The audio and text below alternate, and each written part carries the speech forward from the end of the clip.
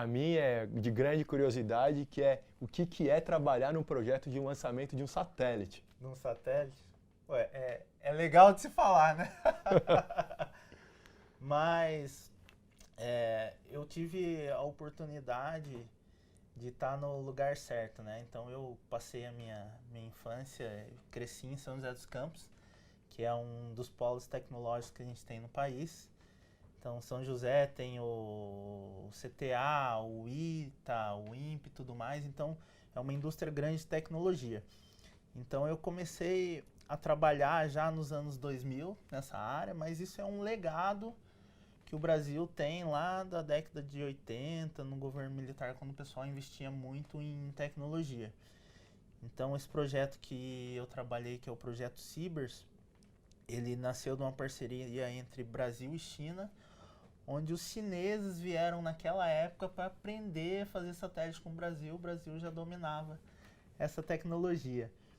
Hoje essa realidade é um pouquinho diferente. Hoje os chineses já são autossuficientes, lançam sozinhos e tudo mais.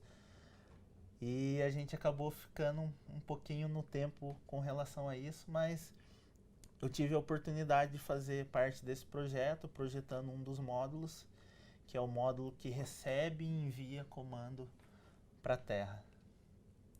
Que incrível! Ou seja, você está responsável por, ou você foi responsável pela comunicação entre o satélite que está lá a muitos quilômetros de distância e a Terra. E você tocou num ponto aí da China, né? É uma das coisas que eu acredito muito e esse canal serve para isso, essas entrevistas servem para isso, para mostrar o potencial de nós brasileiros, o potencial do Brasil, né? Valorizar e se conectar os talentos, as pessoas e motivar quem está assistindo a gente. Você falou da China, que a China veio aprender com a gente, aqui no Brasil, com nós, com os brasileiros.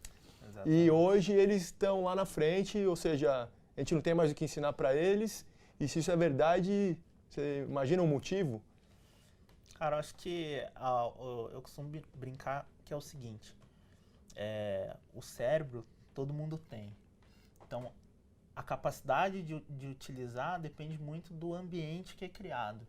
Então, se você tem um governo que fomenta a educação, principalmente, leva acesso, investe em meios dessas pessoas, esses cérebros que tem no Brasil trabalhar, com certeza o país vai se desenvolver. Então, você precisa, para o desenvolvimento, o que você precisa? Você precisa de pessoas.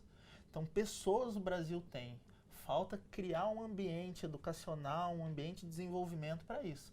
Agora, se você pegar todo o setor de tecnologia, mundo afora, você vai ver que sempre tem um brasileiro envolvido em algum projeto.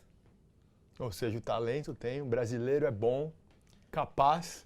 Falta talvez a educação. Uma condição melhor, né? Principalmente através da educação. A gente tem uma população enorme que se acaba desperdiçando talento, né? Eu fui um desses talentos que consegui sair de lá de baixo, mas por quê? Por conta da oportunidade de ter um ambiente propício para você poder se desenvolver, né? Maravilha. E aí acho que esse é um dos pontos que nos conecta, né? Um dos muitos pontos que nos conecta, que é o amor pela educação. E aí nesse ambiente e focando nisso que você falou, tem aí uma história de um app de educação por neurociência, neuroeducação, como que é? Conta pra gente aí. Neuroeducação. Cara, apaixonado pela educação eu sou porque minha mãe é professora, minha esposa, eu sempre vivi nesse ambiente e a educação foi o que transformou a minha vida. E dentro desse contexto, alguns anos atrás, uns 4 anos atrás, eu comecei a estudar a neurociência por intermédio de um professor de marketing, na verdade, um professor de neuromarketing, uma das referências em neuromarketing na América Latina. E ele foi meu professor e o grande incentivador de começar a estudar neurociência. E lá atrás a gente começou esse projeto, nasceu da ideia dele, na realidade o gênio da história dele, dessa história é ele, é o grande idealizador. Então a gente esteve ali no começo, imaginando conversando com ele outro dia, eu falei, cara, eu lembro o dia que a gente estava na sala, desenhando na lousa a ideia do app, a apresentação que a gente levou para os desenvolvedores para poder... Mas a ideia basicamente é a seguinte, é você utilizar dos recursos da neurociência para potencializar a educação.